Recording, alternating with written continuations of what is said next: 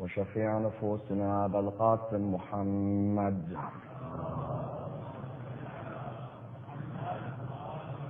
طب القلوب ودوائها ونور الأبصار وضيائها وعلى أهل بيته الطيبين الطاهرين المعصومين الصادقين. الحمد لله الذي جعلنا من المتمسكين بولاية سيدي ومولاي علي بن أبي طالب. الله. الحمد لله الذي هدانا لهذا وما كنا لنهتدي لولا أن هدانا الله. أما بعد، يقول الله في كتابه الكريم: بسم الله الرحمن الرحيم: يا بني آدم قد أنزلنا عليكم لباسا يواري سوآتكم وريشا ولباس التقوى ذلك خير. The first of our loud salawat in honor of Rasulullah Muhammad sallallahu alayhi wa sallam.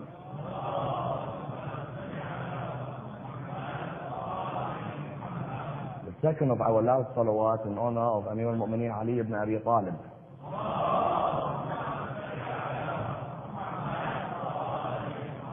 The third of even louder voices in honor of Imam Sahib al-Rasul.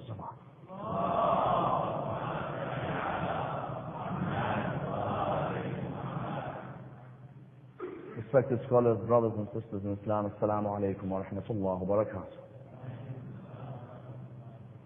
The subject of the veil and female and male interaction within the world today is one of the most hotly discussed issues in the Islamic world.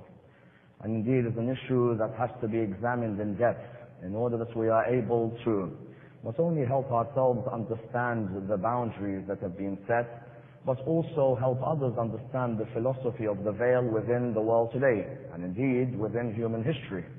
Hence we notice when we discuss this area, many human beings seek to understand what are the boundaries of male and female relationships. And the idea that the human being is a social animal. The microphone's too high. The microphone's too high. And the idea that the human being is a social animal and therefore constantly interacting with the opposite sex. Yet then the discussion arises as to what is allowed in interaction and what is not allowed. There is a need for a person to understand within the world of jurisprudence when they have to observe a veil and when they are allowed to remove the veil. With whom do they observe this veil and with whom do they not have to observe this veil? And the idea that there is much controversy in many communities as to certain rituals which we undertake and the observance of certain rituals, and whether these actually accept the hijab or reject the hijab. And indeed, the topic which is being discussed on the veil is a topic which has political as well as social connotations. Politically, the subject of the veil and male-female interaction is a subject which is discussed within many political circles in the world today. For example, you find that France has placed a ban on the veil, and in their own opinion, the veil should not be worn in certain institutions. And you found that this brought about much controversy. And until today, in virtually every circle in the world, there is a discussion about the veil. For example, at Imperial College University in London, there was a major controversy about whether a Muslim female should be allowed to wear the veil where everything is covered except her eyes. The veil that is known as the niqab. And whether this female was allowed to enter the examination hall with such a veil. You find, therefore, that Jack Straw, who is part of the parliament, came forward with a statement looking at the concept of the veil. You found it in France. You even found it only within a week of passing in Quebec, and indeed in Montreal, where there was an 11-year-old female Muslim soccer player. 11-year-old female Muslim soccer player who took part in a tournament by the name of Ammar Mansour. She took part in this tournament and she plays with a team where the majority of the players are not necessarily Muslim. And she plays in a tournament which wasn't organized by Muslims. In the first two matches she was allowed to play without anyone complaining. Yet then what happened was, in the third match, the referee, who ironically happened to be a Muslim, came forward and said to her that you are not allowed to play because according to the regulations of the tournament, a girl who wears hijab cannot be on the football pitch. Therefore you found that there was uproar which was caused. And the uproar was caused mainly because of the support she received from her fellow players. The fellow females who weren't even Muslims said, if she doesn't play, none of us play. And it highlighted to you the power of the veil within Western circles. that those other players who do not wear a veil recognize that this is our friend, and there is more to the veil than meets the eye. There is more to this human being than meets the eye. And therefore they all left the tournament and said, we forfeit all our matches. Likewise, you had in Canada as well, there was a tournament where 5 female Muslim women took part in Taekwondo. And when they took part, they were also banned from taking part because, again, it was against regulations.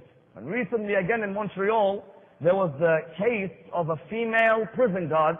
A female prison guard wants to work within the prison system. She was banned from working because according to the prison system, a lady cannot observe the veil while protecting closed bars. And therefore, when you look at this area, the area is of the utmost importance from this angle. Socially, it's of the utmost importance because on a daily basis in our communities, we come forward and discuss male and female relationships, and we seek to define an understanding of what is the meaning of mahram and na-mahram. In our discussions, we come forward and we see on an everyday basis there is a question being asked. For example, in the world of work, how many of us come and ask the question that if a lady comes forward to put her hand to shake our hands, are we expected to hold our hand back? Or do you really expect us to come and wear gloves? Or do you really expect us to move away when this deal is worth millions? Here, some people ask the question that surely I am causing ridicule towards that lady, because when that lady comes to shake my hand and I move my hand away, she may be affected by my course of action. And so we face on an everyday basis at work this question, that if I am coming to shake the hand of a lady, or indeed for our sisters, when they go for an interview at university, or when they go for their graduation ceremony at the university, you're at your graduation ceremony, and you're coming to pick up your certificate, and the person puts his hand up who's the dean of the university. If you shake his hand, everyone moves on in life. If you do not shake his hand, people may look down at you. So you find in the world of work, we encounter the problem. You find in the world of education, we encounter the problem. You find within our own communities, we encounter the problem. For example, this summer, many of us will be going to weddings, and we may be going to weddings this summer of a particular way which is mixed. Like we may be in a hall where there may be many women, for example, who are observing the hijab of the cloth, but are talking with everyone in the community and are moving around from table to table. Or we may find men who move around from table to table, sitting with those who are mahram to them and those who aren't mahram. Our youth face a tricky dilemma in this area, because a female or a male, sometimes the parents will tell them, you have to come with me to the wedding. The female may say, but mom, the family we're going to, we know there's no hijab observed in their wedding, and we know they mix freely. The mom or the dad may reply, yes, but they're our cousins, and if we don't go to our cousins, it's looked down upon. What is the daughter and the son meant to do? Are they meant to A, go with their parents to the gathering because of obedience to their parents? Or are they B, meant to tell their parents that the only reason Allah asked me to obey you was when you were obeying Him. The moment you disobey Him, I have to disobey you. Here is another dilemma which arises within the world of weddings. A fourth dilemma is with our cousins. If I was brought up with my cousin for 20 years, some will say, come on, it's like my sister. You don't really think anything's going to happen. But then am I allowed to touch her? Am I allowed to hug her if I haven't seen her for a while? If it's her wedding day, can I come and kiss her? Or no? Even though she's getting married to someone else, I've been brought up with her all my life. She's like a sister to me. Islam didn't say she's a sister. You said she's like a sister. And so here is another area with our cousins. A fifth area about male and female relationship and the issue of the veil, how important it is socially, is on the internet. High Five, MySpace, Facebook, all of these which we have today, MSN. When you have all of these, some will come and ask the question, am I allowed to, for example, as a male, have a female on my MSN? And if I have that female, what type of interaction can I have with her? Can I write laughing out loud with her? Can I send her a smiley, or can I blow a kiss? Some will come and ask these questions because the reality is that we can see our children on the internet, and in some cases we forget that the world of the internet has its positives and it has its negatives. that you find that if there isn't parental supervision, there is no limit to what the child may see on the internet. On things such as these areas like Facebook and High Five, am I allowed to leave my picture there or no? As a girl who wears hijab, yes, I'm wearing hijab, but everyone can see my face. And everyone may be able to see my friends' faces. And everyone may even be able to see the comments we have. Yes?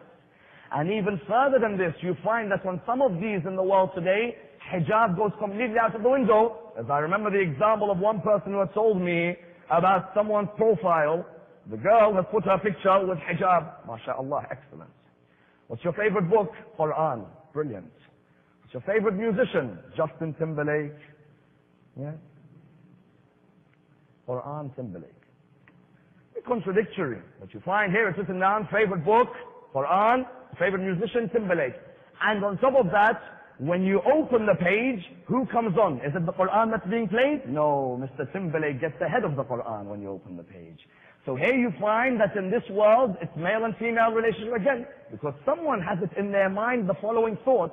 Someone, when they're on the MSN, thinks, well, I'm speaking to a female, but I can't see her hair. And I'm not really getting close to her. So why is that obstructing hijab? Because the mentality with all of us in the world of hijab is that we only assume hijab as a piece of cloth. That's it. If someone wears a piece of cloth, we think that's enough.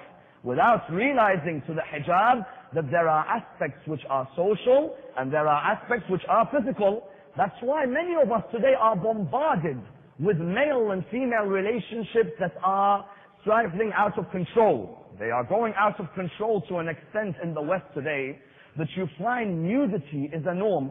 Let me give you an example. Many of you would have heard of Jude Law, the actor Jude Law. Or you find Sienna Miller or Keira Knightley. These are just names I've heard of in my research. When you look at these names within the world of acting, you find each one of them has their own lifestyle. They're actors. Our children or our youth all watch movies. And invariably, more often than not, they may have come across these three names. Jude Law is taken as a role model by some, and Jude Law was involved in an extramarital affair in a part of London, they call it Primrose Hill. You've heard of Primrose Hill near Regent's Park? He was involved in an extramarital affair where he was with Sienna Miller, and I'm going to connect all of them now. He was with Sienna Miller, but he decided that he wanted to have a relationship with the maid. Sienna Miller recently was involved in a film called Factory Girl. And within this film, there are scenes of nudity where the West doesn't really mind. The more nudity, the better. And then, recently, Sienna Miller and Keira Knightley have come together in a film which will come out in a few months, where both of them are naked in many scenes in the film, and they are smiling about the openness now of male and female relationships. When our youth and our adults are bombarded by such themes, and they face the peer pressure at school, did you watch that film? Do you have a girlfriend? Who do you like the most from the actresses? We find that some of them may buckle under pressure, whereas others of them may remain strong. And that's why it's vital that when we discuss the subject of male-female relationships, and the subject of what is mahram and what's not mahram under the issue of the veil, we discuss it by taking a point in history. That if the sexual energy in the human being overflows and is not controlled, it can destroy a whole community. If you do not control the sexual energy within a human being, communities may be destroyed. Imam Zayn al-Abidin, salawatullah wa salamu alayhi. He narrates that on our way to Karbala, my father would always narrate the story of Prophet Yahya. He said, I wondered, why is my father always narrating the same story? Prophet Yahya, Prophet Yahya, Prophet Yahya. He narrates, when you look at the story of Prophet Yahya, you find that the overflow of sexual energy, if it's not channeled, or if we do not explain the meaning of hijab as a philosophy within mankind, it can completely destroy a nation. Why? Prophet Yahya was living in the time of this king. This king was married to a lady. The lady had a stepdaughter. This lady had known that she wanted the king to remain in power, but with someone from within her line. So what she did, she bought this beautiful girl, her stepdaughter, and she said to the king, you can have her if you want. The king said, I want to first go and ask Prophet Yahya. And when I asked Prophet Yahya, I want to see what his opinion on this is according to Sharia. When he went to Prophet Yahya came to him and said, you are not allowed to marry her according to Sharia. The king said, no problem, and he wasn't going to marry her. One day, what she did, she brought her in her finest garments, looking the best, with all her best parts showing in the most beautiful way. She brought her to the king. The king was intoxicated. She said to the king, do you want the girl? And the king said, yes, of course I do. As the king was coming near her, the lady said, stop. I'll give you the girl if you bring me Yahya's head. The king said, that I cannot do. She said, then you can't have the female. So what did the king do? He went to his advisors. He said to them, this is what I have to do. They said to him, if you kill Prophet Yahya, his blood will continue to flow forever because of your killing.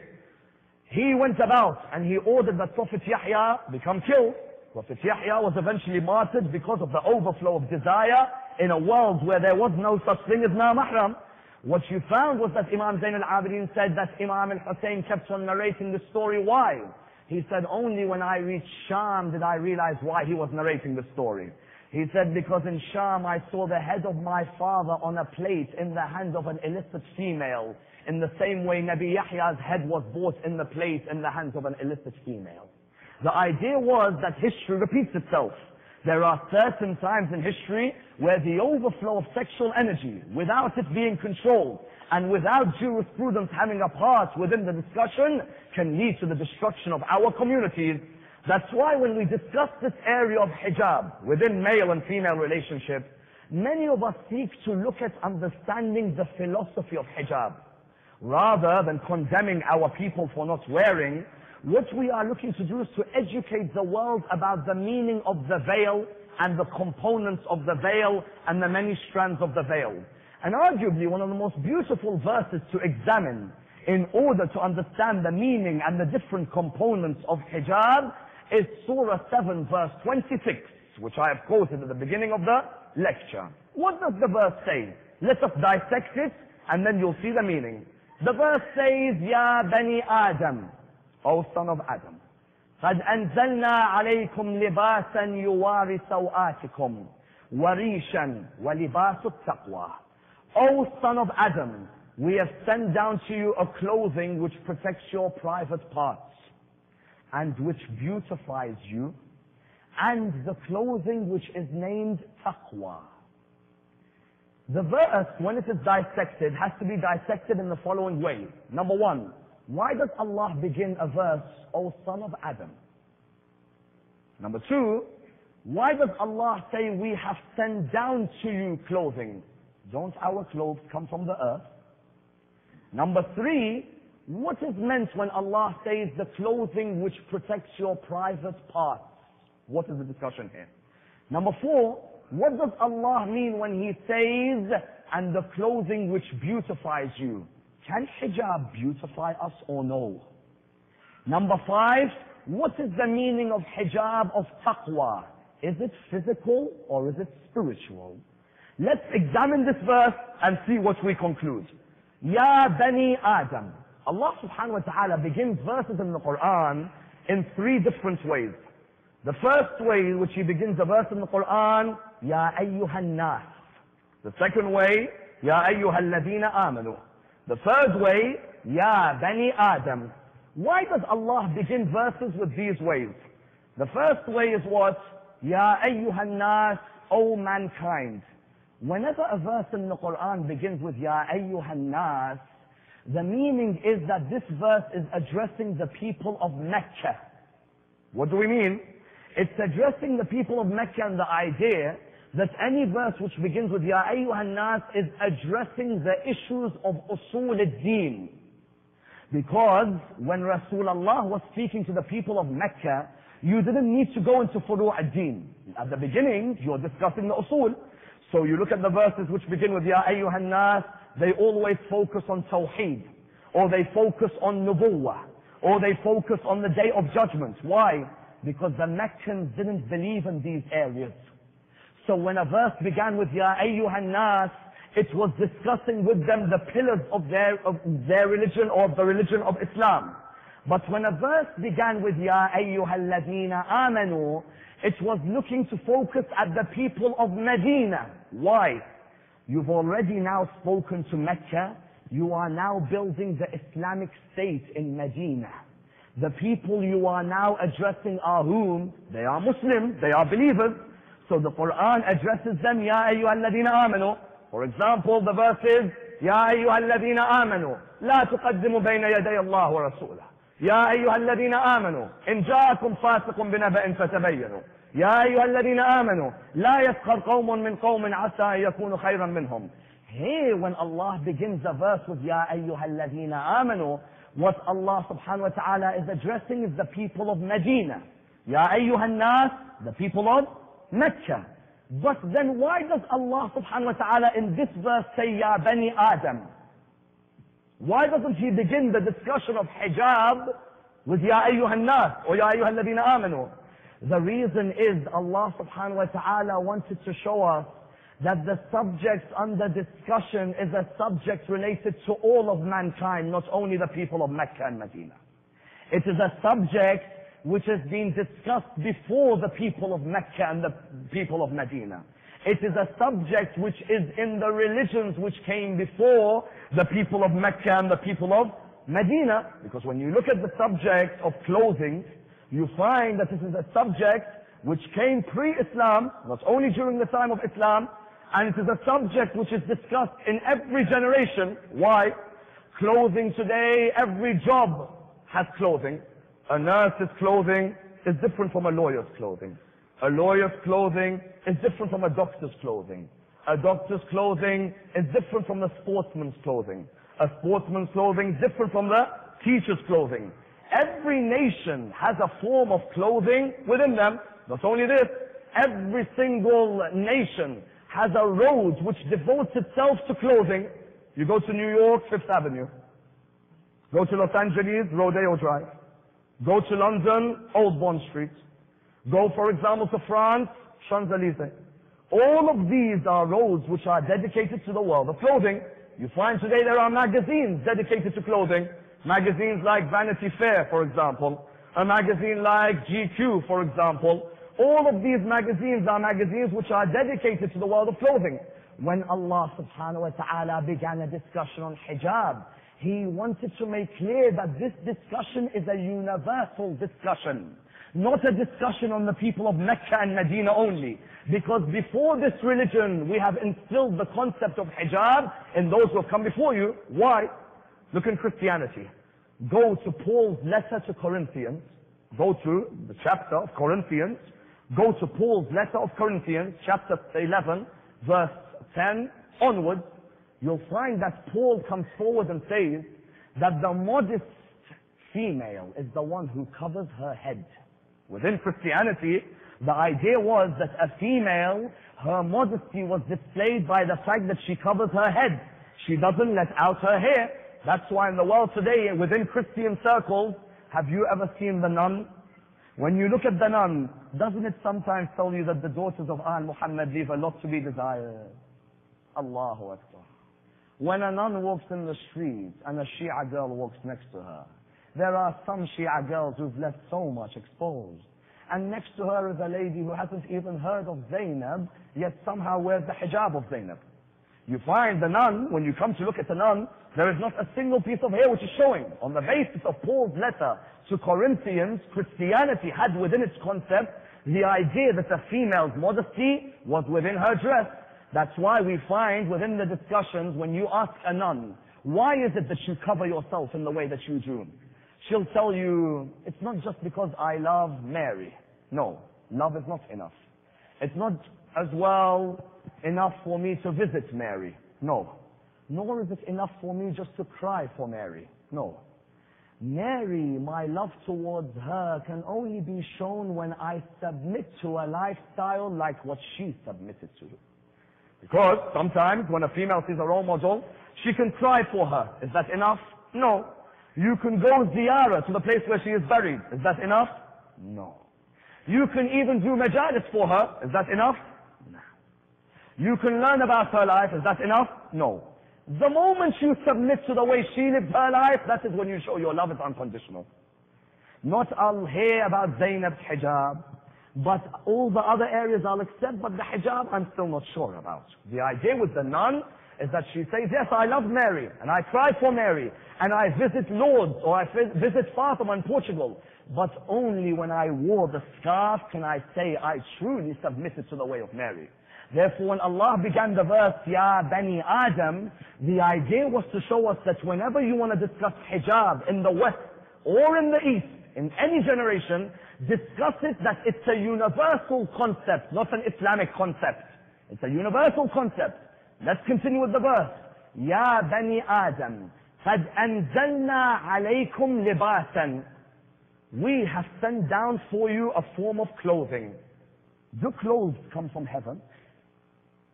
So why does Allah subhanahu wa ta'ala state we have sent it down to you? Many ask the question, but Allah subhanahu wa ta'ala says, قَدْ أَنزَلْنَا عَلَيْكُمْ لِبَاسًا.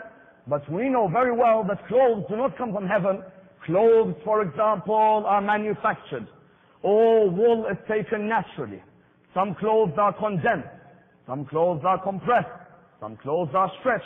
So why does Allah subhanahu wa ta'ala say, we have sent it down to you?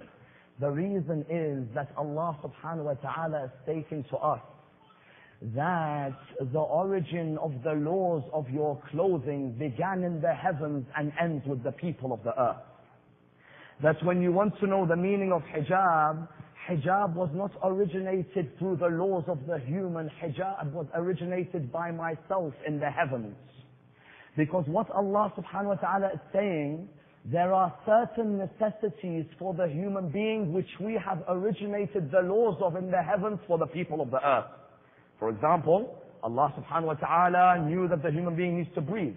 So He made air ready for them as a natural law. Allah subhanahu wa ta'ala knew the human being needs to eat. So He made sure that food is ready for them because it's a necessity. Allah subhanahu wa ta'ala knew, for example, that we need to drink. So He made water readily available for us to go and drink from. Likewise, when it comes to the area of clothing, Allah subhanahu wa ta'ala, when He says, we have sent down to you clothing, the idea is that when it comes to the laws of hijab, before you even discuss which hijab is right and which isn't, when it comes to the laws of hijab, the laws of hijab began in the heavens towards the people of the earth. Continue with the verse and it says, Ya Bani Adam, قَدْ أَنزَلْنَا عَلَيْكُمْ لِبَاسًا يُوَارِ سَوْآتِكُمْ. The first type of hijab Allah subhanahu wa ta'ala discusses is the hijab which protects the private parts. In which idea? In the idea that Allah subhanahu wa ta'ala comes forward within this theory. This verse is known as from Ayat al-Ahkam. Ayat al-Ahkam means what? Means there are verses in the Quran which are used to make a law of fiqh. When we come, the ulama come, and they make a law of fiqh, they normally get a verse which is seen as a law. When Allah subhanahu wa ta'ala says, we have sent down a hijab to protect your private parts, it was a law relating to salah first, and then everything else second. Why? Because when Allah says, yuwari sawatikum, the idea here is that in salah, there are certain private parts which have to be protected. The concept of the awra within the human being is that when a male and a female come to pray, we find Allah subhanahu wa ta'ala has a different hijab for the male and the female when they come to pray. When the male comes to pray, what is his awra? His awra is below the navel, just below the navel, from the front and behind, that area around the navel. Whereas the female's awra differs. When ulama come to discussing the awra of the male and female in salah, they use this verse. The female, every part of her body has to be covered except the hands and the face in salah. Otherwise, the rest of the body, the hijab has to cover. Some ulama go on to speak about the feet as well, but that's another opinion. Yet on this point that emerges, there is one major irony, and that is those who wear hijab in salah, but do not wear hijab for the rest of the day. How many do you find of the female world who observe hijab, for example, within the salah, the most beautiful hijab, Allahu Akbar. When they come to praying towards Allah subhanahu wa ta'ala 5 times a day, you find them observing the hijab. The protection is there. Yet the question arises is this, The question arises, is Allah subhanahu wa ta'ala only awake 5 times a day? Or does He not exist the rest of the day? No, only Salat al-Subh, Dhuhr, Asr, Maghrib and Isha. You find many come and observe the hijab. Yet as soon as the hijab is removed for Salah, back to the normal lifestyle on the street, we find that this irony can be seen when the human being is buried. In a narration which comes that states, when the female is buried, she is covered by the kafan. The angels, when they see her body, they smile, because they say, what is the point of asking for a kafan below the earth when you could not cover yourself with one above the earth? What's the point? If I ask now, those of us who may die tomorrow, may Allah increase our lives, but those of us who die tomorrow who have daughters, who have sisters, who have wives, who have cousins who do not wear hijab, will be the first at their salat al-mayyit. True? Will we take their janazah? Of course we will. Will we make sure that the body is covered by a kafan? Of course we will. Why are you concerned about the kafan when she went down? Were you not concerned when she was living in your house?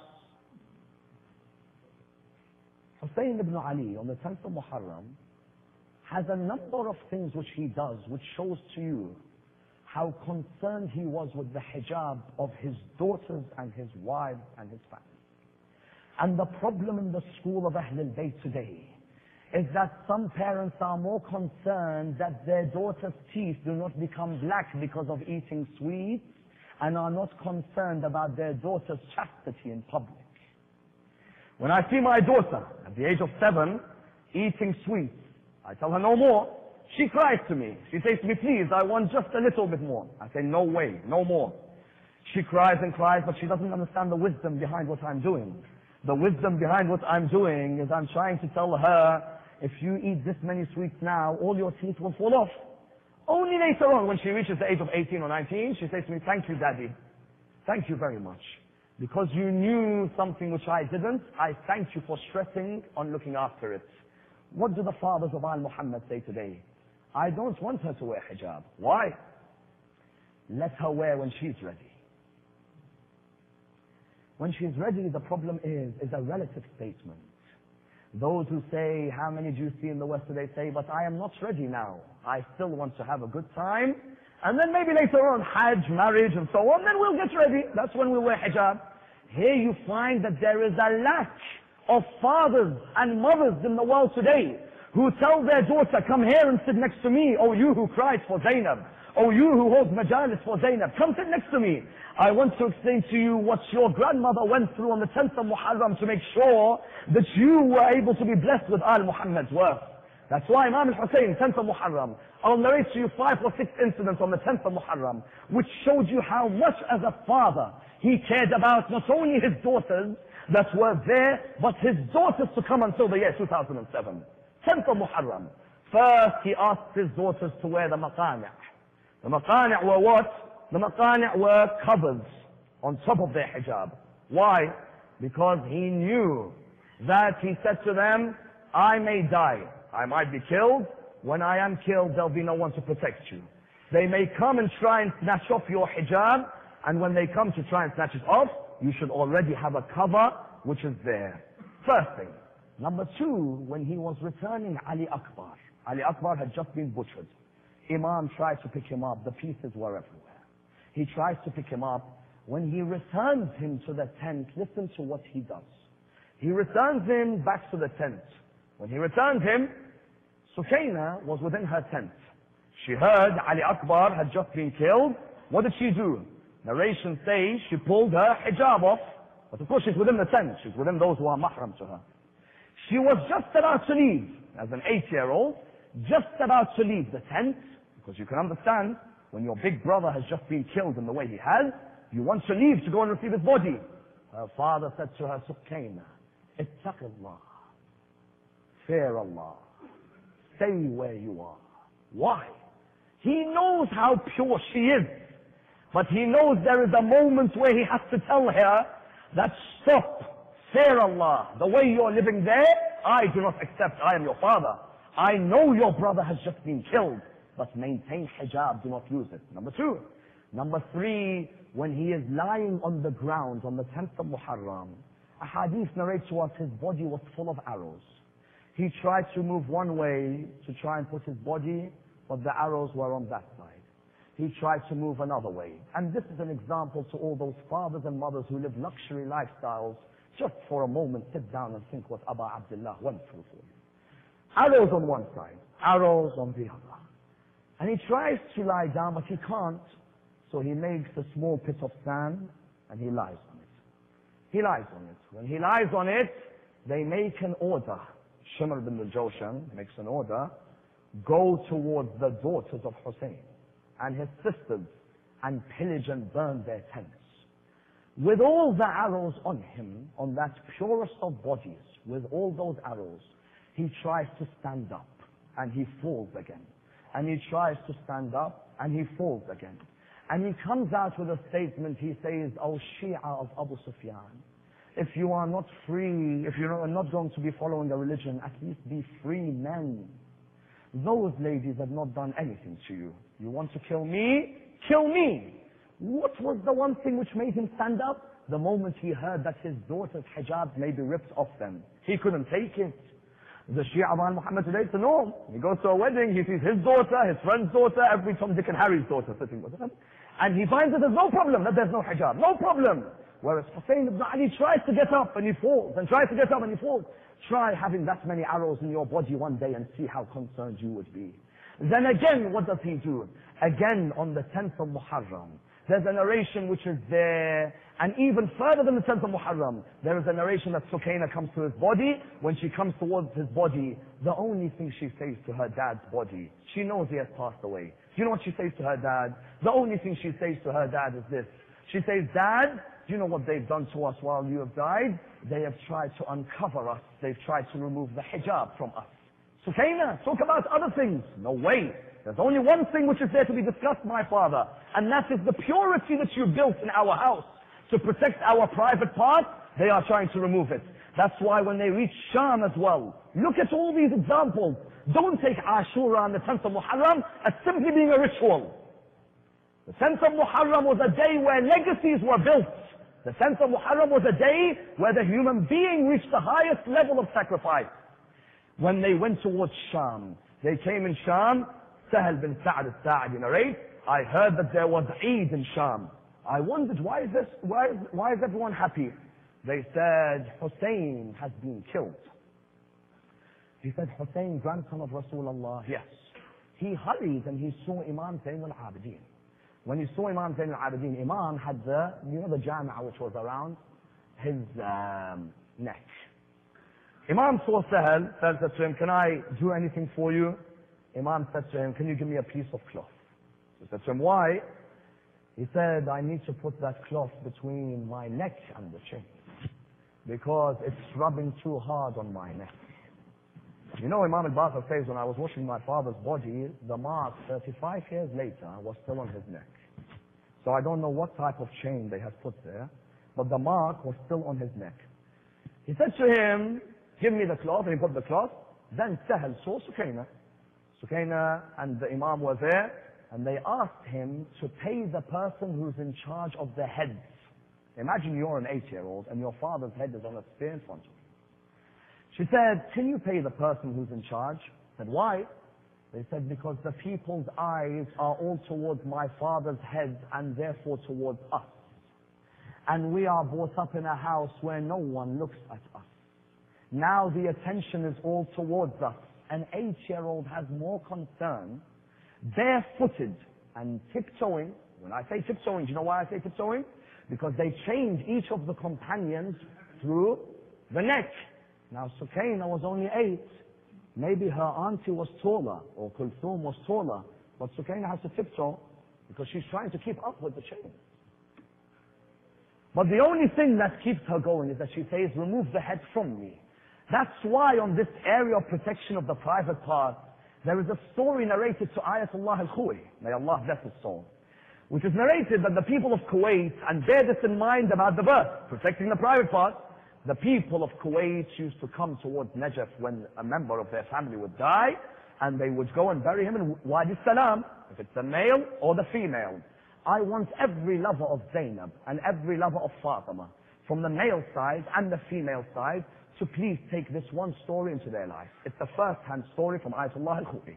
Take it into your life. Those of you who tonight, in honor of Fatima al-Zahra, want to wear the hijab, remember, wear it tonight. You'll remember it for the rest of your life. Says that he came with whom? With his sister, this person from Kuwait. He came and buried her in Wadi Salam. He left Wadi Salam to go back to the hotel. He had to fly away. When he returned back to the hotel, he remembered one thing. When he was burying his sister, the passport from his pocket fell in the grave. The passport fell. So what did he do? He was about to pick it up, but you know how it is when there's a janazah and a mayyit, it's packed. So people are busy, people are saying salamu alaykum to you, inna lillahi wa inna ilayhi raji'un. He was about to go and pick it up. Someone said salamu alaykum. He went to say salamu alaykum. He forgot the passport. At the hotel, he recognizes, he says, I went to Ayatollah al-Khoury. I said to Ayatollah, I've already buried my sister. But in burying my sister, the passport has fell. Is there any way I am allowed to go and dig up the area to take the passport out? Ayatollah al-Khoury said to him, normally it's not allowed within fiqh. But he says, on this condition, try and do it quickly if you know where the exact place is, and please cover everything. He said, I agreed and I left. He said, I came towards the grave. He said, I started digging and I saw the passport, but I saw my sister's body without a kafan. He says, only an hour earlier there was a kafan. My sister had been buried with her kafan. So he said, now I saw her body without a kafan.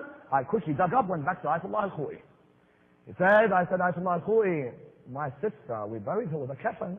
Now her body is completely naked. How? Ayatollah al-Khoury said, Rasulullah was right. He said, what do you mean? He said, Rasulullah was right when he said that the lady who does not wear hijab, when she dies, she will die naked without her kafan. When she dies naked without her kafan. Because she couldn't observe the protection of the private parts in this world. Therefore the angels will not protect her when it comes towards the punishment of the grave. Therefore you find when Allah says we sent a hijab to protect the private parts, the first hijab instilled in Islam was what? The protection of the private parts. That's why in Surah 24 verse 58, the verse tells you that sometimes your private parts even have to be protected from your own children. Surah 24 verse 58 says, there are 3 times in the day where you have to observe a hijab with your children, and your children have to knock before entering your room. يستأذنكم الذين ملكت أيمانكم والذين لم يبلغ الحلم منكم 3 مرات من قبل صلاة الفجر وحين تضعون ثيابكم من الظهيرة وبعد صلاة العشاء 3 عرات لكم. What does this mean?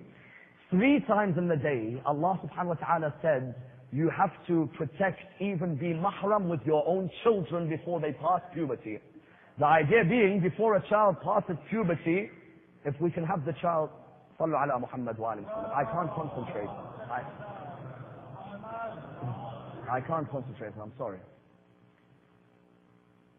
3 times in the day where they have to be protected from your children. You have to observe hijab with your own children before they reach puberty. Number 1, before Salat al-Fajr. Number 2, at the time of Dhuhr. Number 3, at the time of when? After Salat al-Maghrib. Why? Because it was recognized, number 1, that before Salat al-Fajr, sometimes when we are in our room, husband and wife, we may not necessarily be in the environment that our children should see. You know where I'm going. The idea that what we may be wearing may not be observing the right respect. Quran said, when before your children have passed puberty, they must knock and ask for your permission before Fajr, number 1. Number 2, at the time of Dhuhr. Why? Have you ever heard of siesta? Sometimes we sleep Dhuhr time. And so, again, there is an area where we may be in our room sleeping, and we may not necessarily be looking after the areas which are yuwari sawatikum, the areas of the private parts. So, Quran said, before your child passes puberty, at the time of Dhuhr, before they come and see you, they must ask for permission. Number 3, at the time of after Maghrib, and you all know why, after Isha, because of the fact that you are going to sleep, you may again be dressed in a way which you are allowed with your wife, but your children shouldn't see. Why do you think the West got so corrupted when the mother is walking around the house in a bikini? Sometimes there are daughters, even our own daughter-in-law sometimes walk around the house wearing these shorts and t-shirts, even when the father-in-law is there. Islam wanted to address the modesty, that there is an idea that there are private parts which have to be protected in order that there is a modesty built for the child as the child grows up. So the first area of the hijab was what? Yuwari sawatikum. The second area of hijab, warishan. What is the meaning of rish? Rish means feathers. And so Allah said the second reason hijab is instilled, or the second role of hijab, the first one, protect your private parts. Second one, to beautify you. Why is a bird proud of its feathers? Because the feathers are meant to beautify the bird. Likewise, Allah subhanahu wa ta'ala said with the hijab, that the hijab is a source of beautifying the human being. We made the hijab boring. We. Why? Because Islamic people today, the Muslims today, came forward with an idea that if someone is dressed with chicness and with nice tailored clothing and in a very modern way, they came forward and said, this person cannot be religious. No way. No way. In whose books is it written that a person can't wear the best of clothing? When our daughters want to wear a hijab which is chic, which is tailored, why cannot they wear? Who is going against it? Quran said that the second role of hijab is to beautify, sometimes even with the Maulanas, for example, or sometimes even with the religious figures. There is a tendency in our people to say, the more trendy the person, the less religious. The biggest load of rubbish. What's wrong with the person being with the times? What's wrong with the youth going out and buying the best of designer clothing? What's wrong? Why try and make a religion seem boring? One day Rasulullah sees Abu al-Ahwas al-Jashmi. What's the name? Abu al-Ahwas al-Jashmi. Rasulullah sees him and he comes towards him. He sees he's wearing tattered clothing, ripped, baggy, no style. Rasulullah came to him and said, Abu al-Ahwas, aren't you a pretty wealthy man? He said, yes. He said, and you earn your wealth through halal? Yes. So why are you wearing clothes like this? Why don't you wear clothes of a much higher repute, something which is more valuable? Rasulullah said this on the revelation of the verse. Which verse? The verse in the Quran, وَأَمَّا بِنِعْمَةِ رَبِّكَ فَحَدِّثْ. When Allah gives you a ni'mah, don't be scared to show it. In our communities, if someone dresses nicely, they are unreligious. If they drive a nice car, unreligious. If they are modern, unreligious. Because we came with this whole idea which made the religion boring. A person came to Hassan ibn Ali. Hassan ibn Ali's clothing were expensive. Imam Hassan, his clothing were expensive. A person came to him and said, you're very different from your father. Your father, his clothes would be ripped. But you wear expensive clothes. First he made clear to him that his father's time was different. Imam Hassan, first thing, my father's time is different from mine. Number 2, Imam Hassan had a beautiful line. إِنَّ اللَّهَ جَمِيلٌ يُحِبُّ الجَّمَالِ. Allah is beautiful and He loves beauty. Zayn al-Abidin used to wear a jacket, a long jacket, for the scholars. He used to wear it priced 500 dirhams. The image which we have caused with our youth, which made them run away from the religion, was that the more stylish and chic their dress, the more they are away. No, on the contrary, Imams of Al Muhammad had the most beautiful clothing, and at times spent for that clothing. There was nothing wrong in the spending.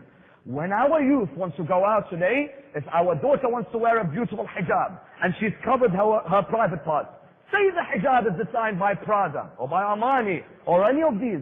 If it is, what's wrong with her wearing this? Why not? Why not? The religion said the hijab has come to beautify you. Even the Quran in the same surah comes and says, Ya Bani Adam, listen again, خُذُوا زِينَتَكُمْ عِنْدَ كُلِّ مَسْجِدٍ. Wear the zina when you go to the mosque. Wear zina. Allah has some zina which is halal, and there is some zina which is haram. We are not saying be extravagant. The only time your clothing becomes extravagant is when you are using it to show off. That's the only condition for you not to be wearing, is if you are using it to show off. I'm wearing this, you don't have better than me. My jeans are more stylish than yours and more expensive than yours as well. No, that is not allowed. But if someone comes forward, indeed it's ironic that when you read some of the books of history, you'll find some of these khulafa of Bani Umayyah, that in one case, Hisham bin Abdul Malik, go and read Hayat al-Hayawan, al-Damiri, go and see what he says about Hisham bin Abdul Malik. 600 people used to have to carry Hisham bin Abdul Malik's clothes. We're not saying be that extravagant. No. What we are saying is that when you wear the hijab, let the hijab beautify you. Islam should not fall in a trap of a person not being able to come and beautify themselves with the clothing that they wear. So in the second area, when the Quran came and said it is a form of beautification, hijab was used as a form of beautification. The third area of hijab is what? يا بني آدم قد أنزلنا عليكم لباسا يواري سوآتكم وريشا ولباس التقوى. The third type of hijab was different from the first two. The first two were physical, the third was social. Because we put ourselves in a world where we thought hijab is all physical. That's it. If you are a girl who wears full hijab in clothing, that means you're a good girl. No. There are some girls who wear full hijab, but their manners are atrocious. There are some girls who wear full hijab, but on the MSN, who knows who they're speaking to.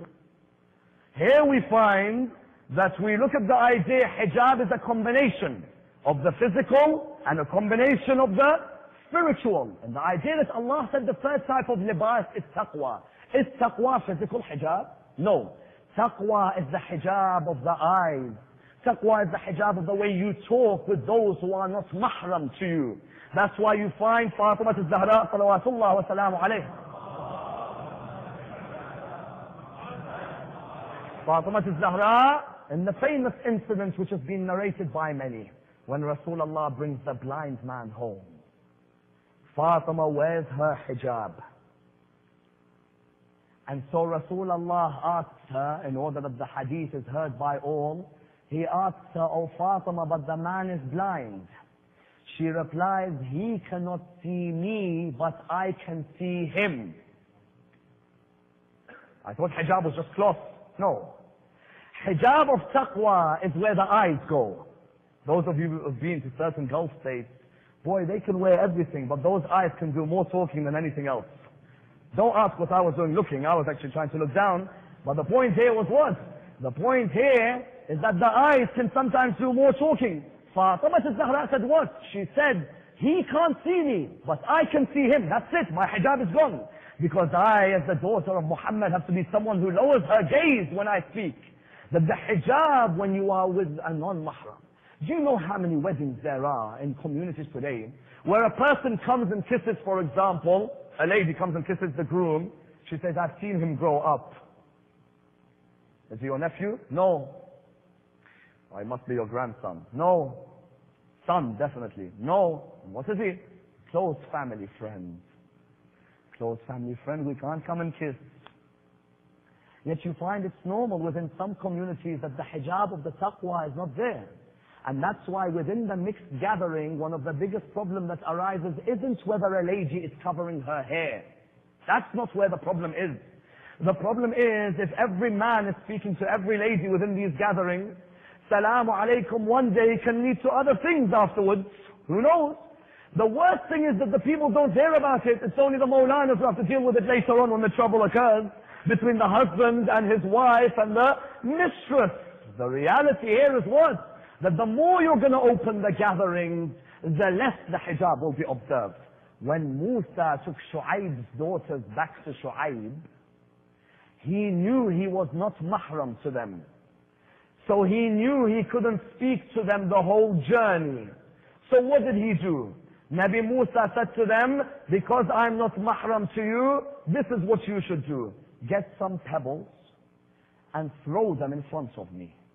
Wherever the pebble lands, I know is the direction towards your father's house. Musa, you are a prophet of God. You can just ask them, you can walk with them. You're not going to do anything. No. The same Nabi Musa is the one who said, Shaitan said to me that there are 3 moments where I am at my strongest. Number 1, when you want to give sadaqah, I stop you. Number 2, when you are angry, I make you more angry. Number 3, when you are alone with a woman, I am the 3rd of the 3. Don't talk to me. Get the pebble, throw them in front of me. Where the pebble lands, I will know is the direction to your house. That's why Nabi Shu'aib was so pleased with Nabi Musa's observing of hijab that you know what he did? He said, I want you to marry one of my 2 daughters. Because they told me you are strong when you lifted the water, and they told me you are trustworthy in the way you dealt with them when you walked with them in hijab. That's why the hijab of taqwa is not only the hijab of the female, but the hijab of the male. Because there are many males in the world today who lack the hijab of taqwa. When a male once come to Rasulullah, he said to Rasulullah in front of his companions, he said, O Prophet of God, I want to commit adultery. Rasulullah said, what? He said, I want to commit adultery. The companions got up to go and smack him. Rasulullah said, wait. He said to the young man, come walk with me. When they went to walk with each other, Rasulullah said to him something which is the hijab of taqwa. Not cloth, taqwa. Rasulullah said to him, you want to commit adultery? He said, yes. He said, would you like it if someone committed adultery with your sister? He said, no. He said, would you like it if someone committed adultery with your mother? He said, no. He said, then why do you walk around hunting everyone else's when you don't like it being done to yours? You going and finding girls from your community and taking them out behind their parents' back and chatting with them on MSN and texting them and on the phone with them, and God knows what you do with them. If someone done it to your sister, straight away the baseball bat comes out. Where is it? Where is it?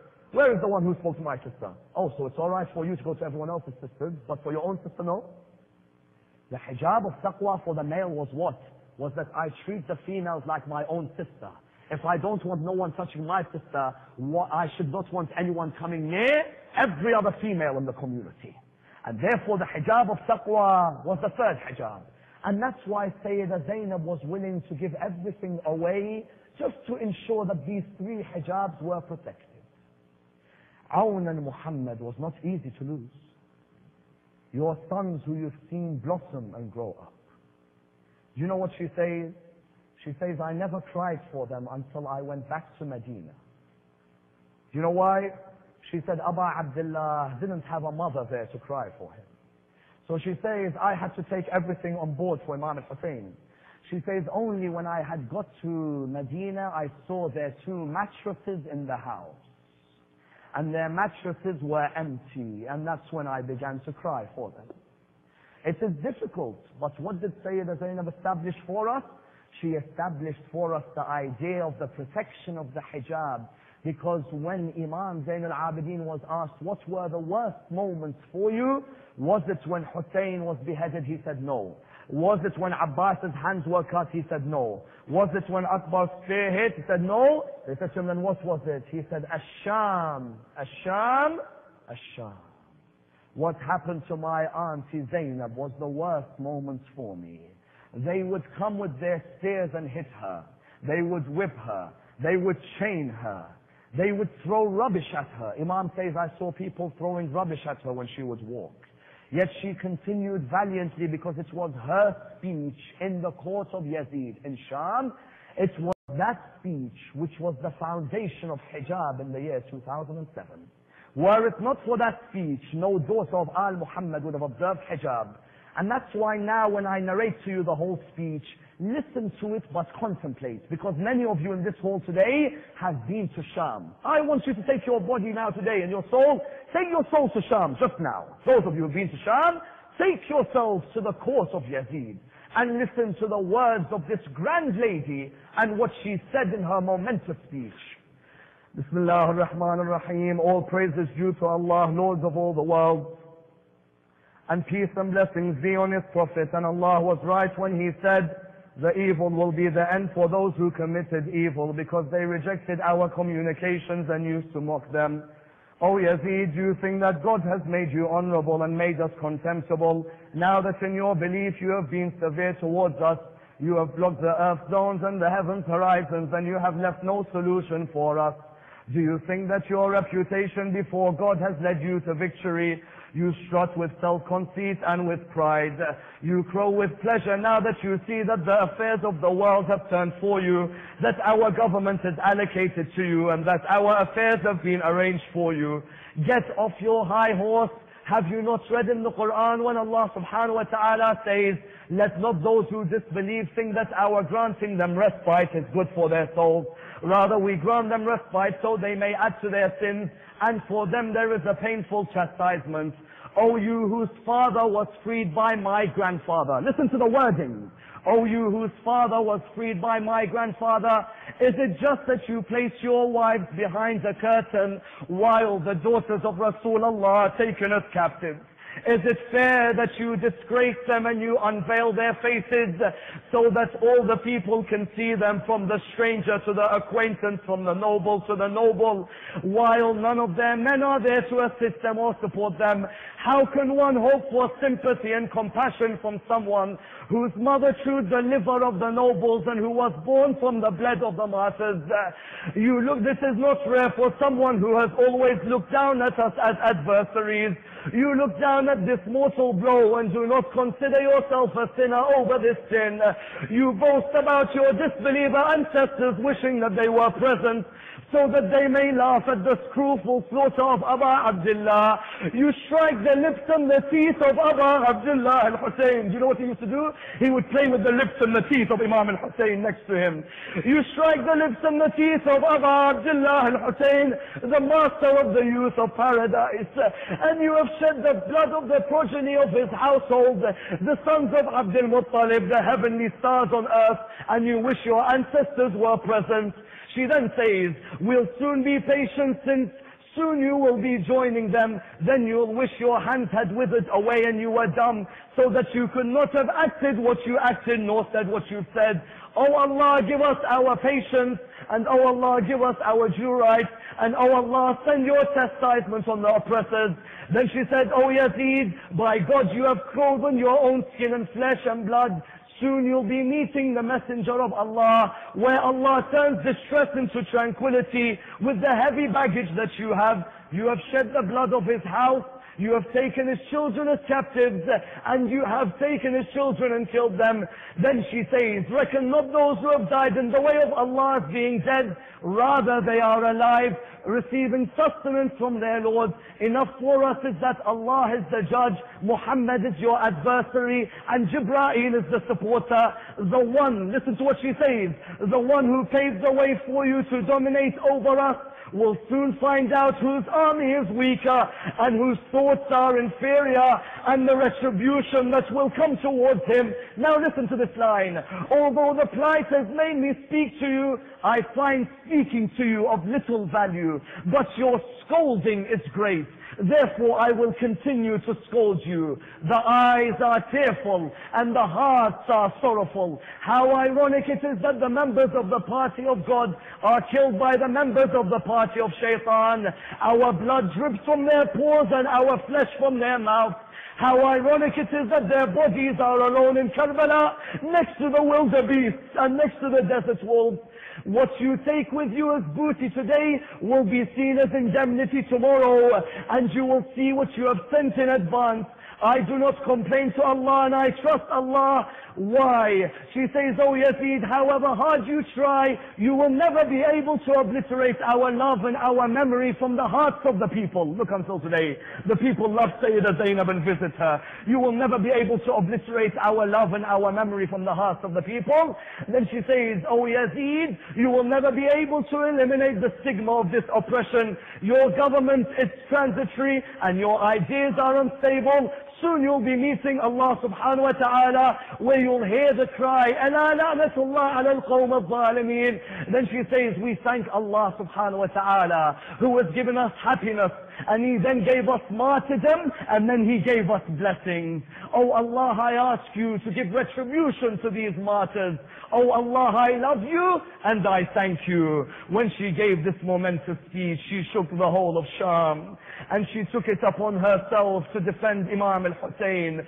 Yet when she was in the court of Yazid, they would come and constantly abuse her. Yet in one particular narration, it is narrated that while in the court of Yazid, Yazid was married to a lady by the name of Hind. Hind, this lady who he was married to, originally had been a servant of Ali ibn Abi Talib.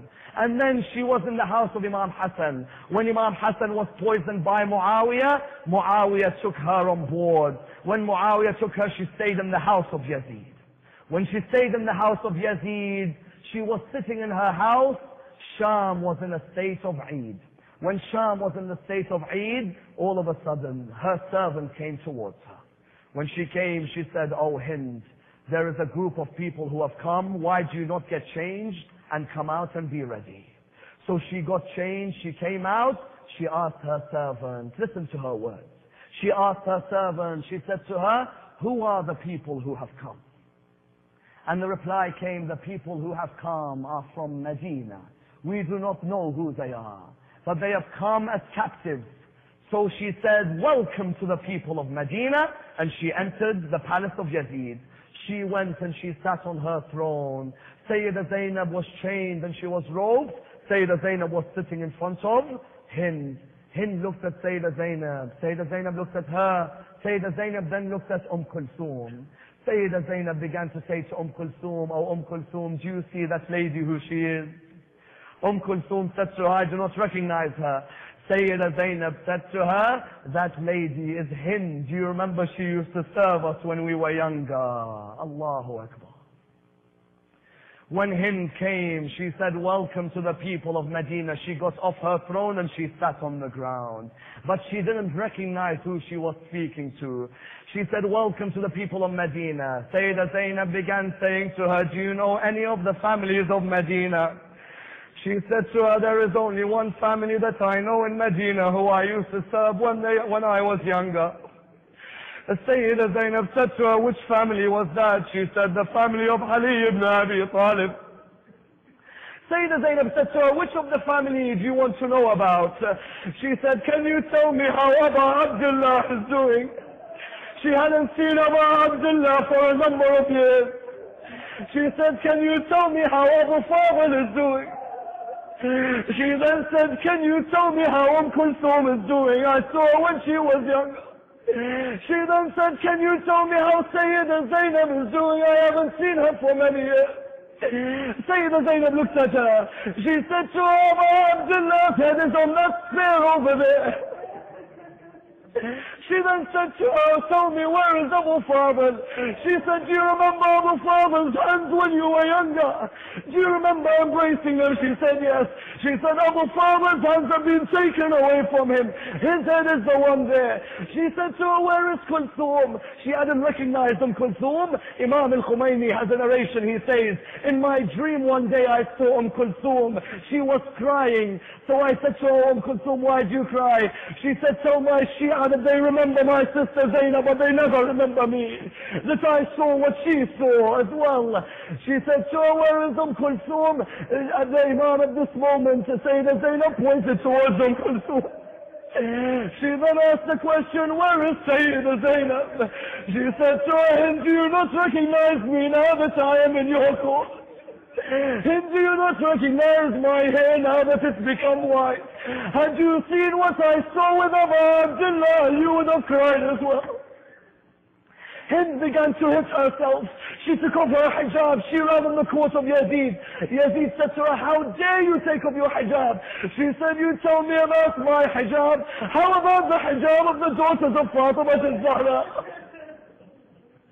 إلا لله وإنا إليه راجعون سيعلم الذين ظلموا أي منقلب ينقلبون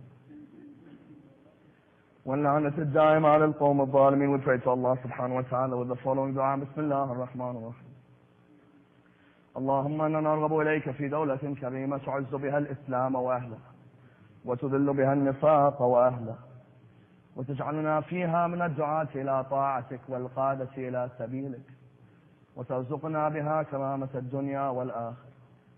اللهم ما عرفتنا من الحق فحملناه وما قصرنا عنه فبلغنا. We pray to Allah subhanahu wa ta'ala to continue allowing us to have the strength to defend the hijab in the West. We pray to Allah subhanahu wa ta'ala to allow our sons and daughters to observe their hijab within the Western world. We pray to Allah subhanahu wa ta'ala to allow us to be a reflection of the ladies who sacrificed their lives for Imam al-Hussein. We pray to Allah subhanahu wa ta'ala to allow us to be amongst the companions of Imam Sahib al-Asr al-Zaman and to hasten his reappearance. We pray to Allah subhanahu wa ta'ala for the originators of this majlis and all of their marhumeen who have passed away. We pray to Allah subhanahu wa ta'ala with the Surah Al-Fatiha, but before it, the loudest of salawat.